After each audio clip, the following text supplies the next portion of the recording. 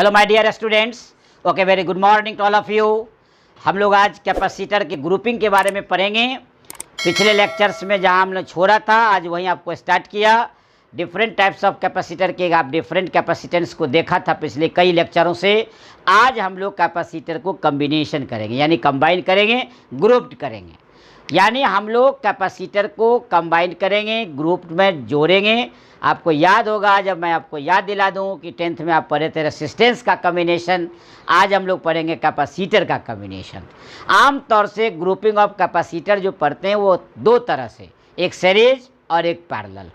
अलग बात है कि दोनों को मिलाकर हम लोग मिक्स्ड ग्रुपिंग भी कर लेते हैं। तो कई लोग तीन तरीका बताते हैं, series grouping, parallel grouping and mixed grouping. लेकिन आप यथार्थ पर आइए, रियलिटी पर आइए कि दो ही आप पढ़ते हैं, सीरीज और पैरेलल। अलग बात है कि दोनों को मिला के मिक्स बनाते हैं आप, लेकिन आप one by one series grouping, parallel grouping.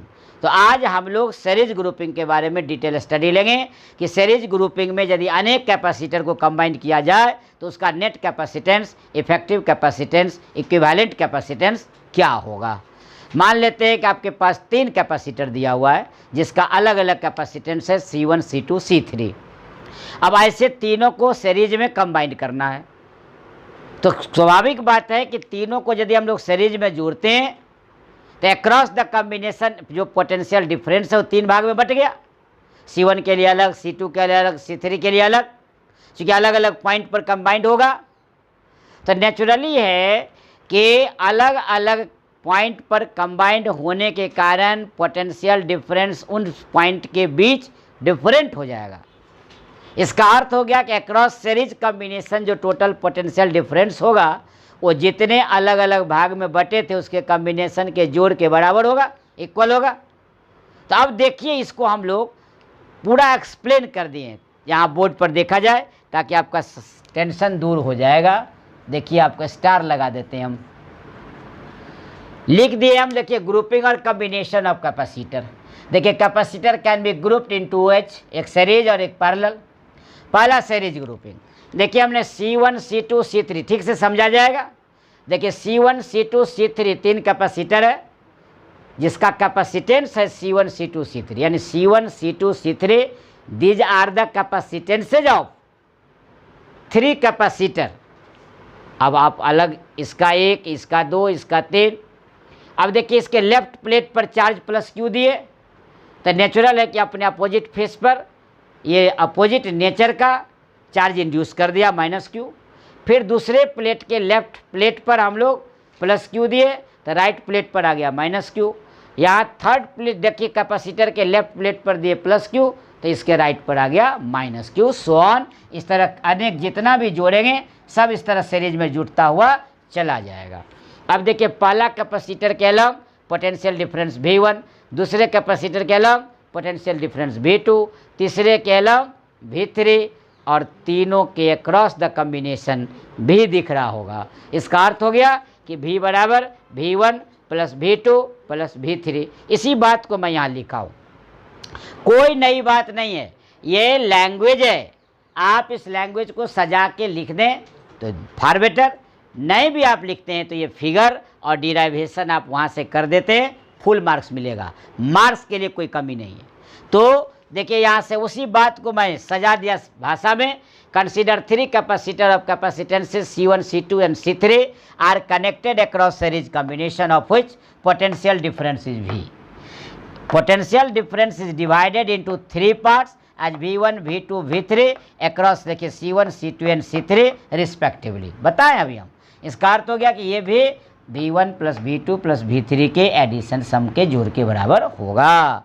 अब देखिए, now the charge plus Q is given to the left plate of C1, right पर -Q, लेफ्ट पर प्लस Q, राइट पर -Q एंड सो ऑन, इस पर प्रोड्यूस किया। अब आपको पहले से पूरे चैप्टर्स में हम लोग कैपेसिटेंस निकालते आए हैं तो हम लोग बाय डिफिनीशन जानते हैं C बराबर Q बाय V, लेकिन ये V के टर्म में है तो V निकालना है। तो हम लोग क्या किए, देखिए V बराबर Q बाय C। अब तो जनरल आ गया V बराबर Q बाय C, लेकिन हमको तो निकालना है V1। तो यहाँ देखिए, V1 दिए तो Q बाय C1, V2 दिए तो Q बाय C2, V3 दिए Q बाय C3। अब प्रश्न यहाँ उठता है कि सर आप V1 दिए तो C1 हुआ, V2 दिए तो C2 हुआ, V3 दिए तो C3 हुआ, लेकिन Q जो है वो Q1 Q2 Q3 क्यों नहीं हुआ। ये मन में आती है बात, लेकिन आप समझ ले कि ये जो आप देख रहे हैं सीरीज कॉम्बिनेशन में चार्ज विल बी इक्वल। याद रखिएगा ऑब्जेक्टिव के लिए, सीरीज कॉम्बिनेशन में चार्ज इक्वल अमाउंट में रहेंगे, पोटेंशियल डिफरेंस डिफरेंट रहेगा।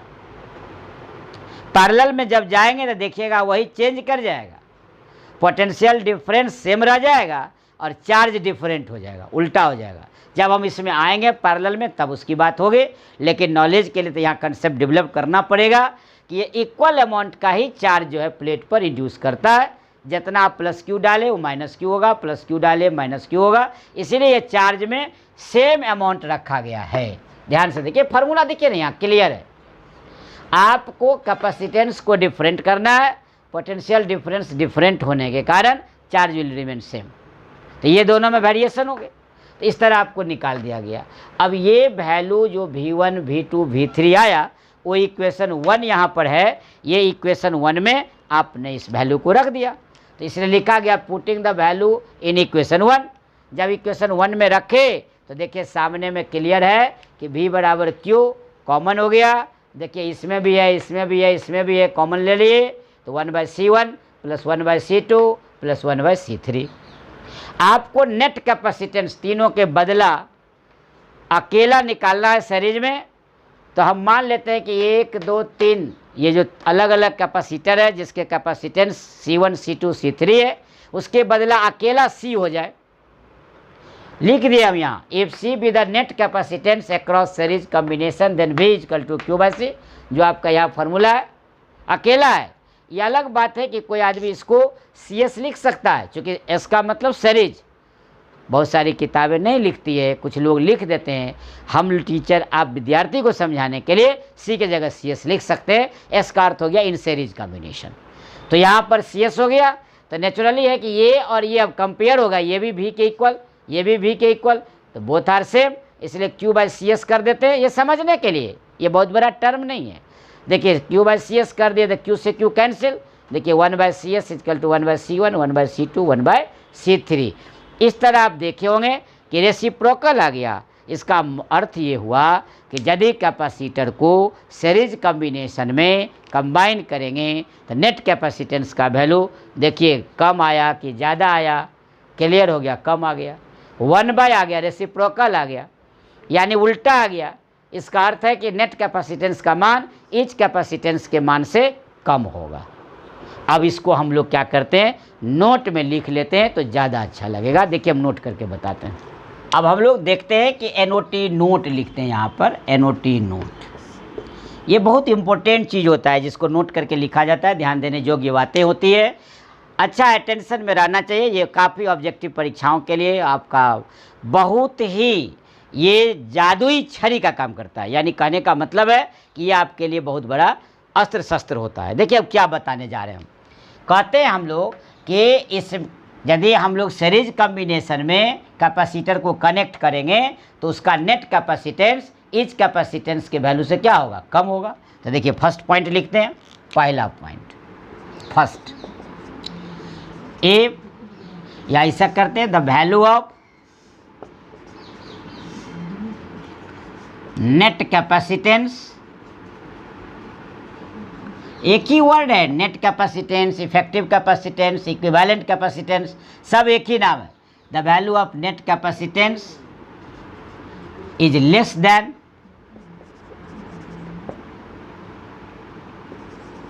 Each capacitance.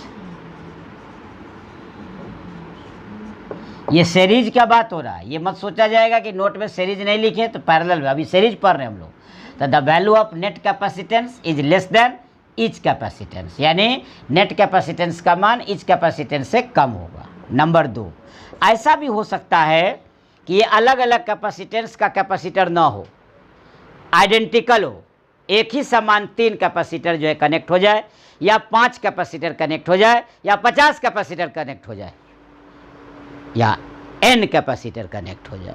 तो वैसी स्थिति में हम लोगों का इक्विवेलेंट कैपेसिटेंस क्या होगा, तो देखिए हम लोग लिख रहे हैं if n identical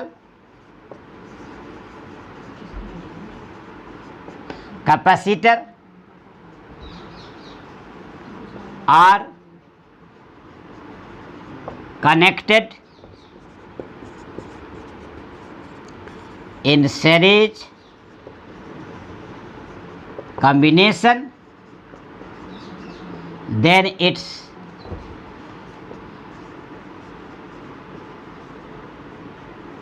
net capacitance CS is equal to C1/N। ये क्लियर दिख रहा होगा, CS is equal to C1/N, यानी ये ईच कैपेसिटर को जितना कैपेसिटेंस है उसके नंबर ऑफ कैपेसिटर से डिवाइड कर देंगे, या लिख देते हैं हम where C1 is equal to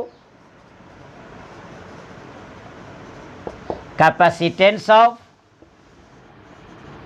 H capacitor, यानी C1 जो है वह एच कैपेसिटर के मान से बराबर होगा। Where C1 is equal to capacitance of each capacitor, each capacitor. Clear हो गया। अब मान लेते हैं कि 5 कैपेसिटर है, प्रत्येक का कैपेसिटेंस 5 माइक्रोफैराड है, तो उसका कितना इक्विवेलेंट होगा यदि सीरीज में जोड़ेंगे? कोई बात नहीं है, देखिए एक का तो 5 हुआ और संख्या भी 5, 5 से 5 डिवाइड कर देंगे, 1 माइक्रोफैराड उसका हो जाएगा। मान लेते हैं कि एक का कैपेसिटेंस है 50 माइक्रोफैराड, और ऐसे ऐसे हम लोग 10 कैपेसिटर को कनेक्ट करते हैं, तो देखिए 50/10 काट देंगे, 5 माइक्रोफैराड आ जाएगा। सवाल बनाएंगे तो क्लियर होगा। और देखिए नंबर 3, मान लेते हैं 2 ही कैपेसिटर को हम लोग कनेक्ट करते हैं। सपोज कीजिए 2 ही कैपेसिटर को कनेक्ट करते हैं। ए 2 capacitor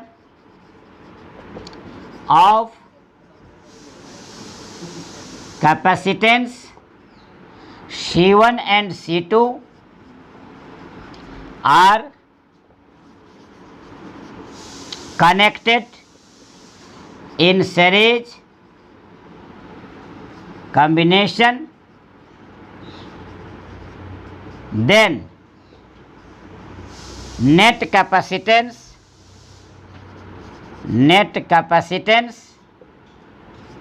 CS is equal to अलग अलग दोनों को मल्टीप्लाई करके दोनों को जोड़ देंगे, ऐड कर देंगे, तो ये आपका नेट कैपेसिटेंस का वैल्यू देगा, यानी CS is equal to C1 into C2 by C1 plus C2।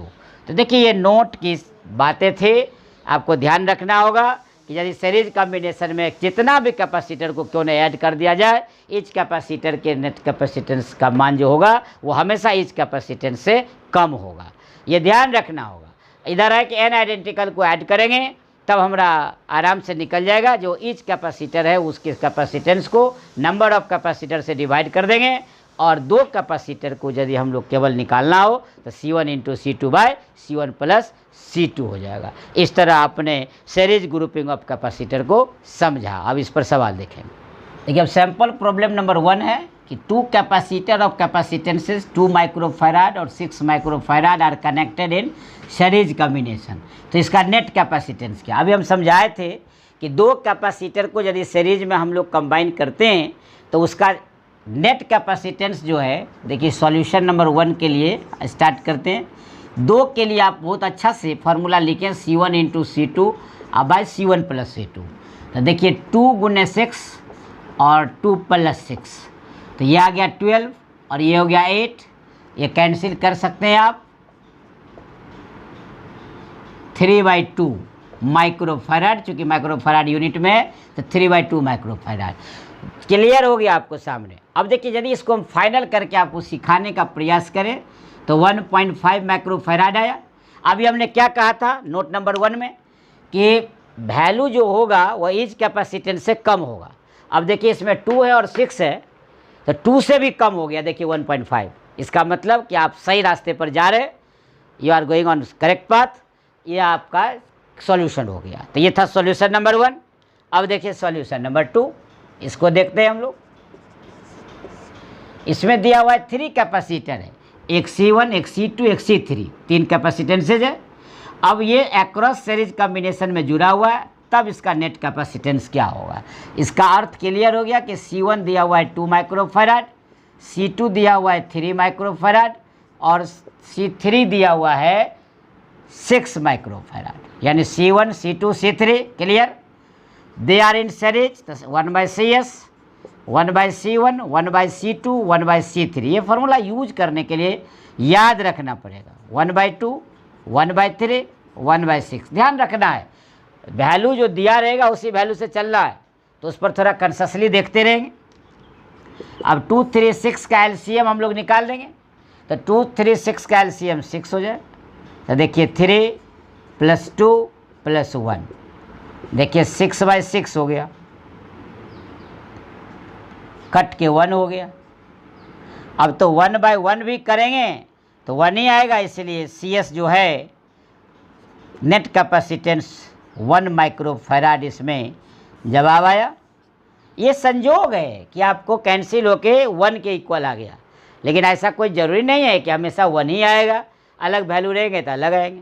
तो ये थोड़ा सा सॉल्यूशन पर ध्यान दिया जाएगा। इस तरह आपने देखा, अब मान लेते हैं हम यहाँ पर अब बदल दिए, 4, 6, 9 कर दिए, 3, 8, 12 कर दिए, तो आपको उस अनुसार से चलना है। मेथड सेम रहेंगे, कंसेप्ट आपका सेम क्लियर रहना चाहिए, कॉन्फिडेंस तगड़ा होना चाहिए। तो इस तरह आपको देखेंगे, फिर हम लोग अगले लेक्चर में आगे क्या प्रोसीड करेंगे। तब तक हम आपसे लेते हैं सुविधा। Thank you.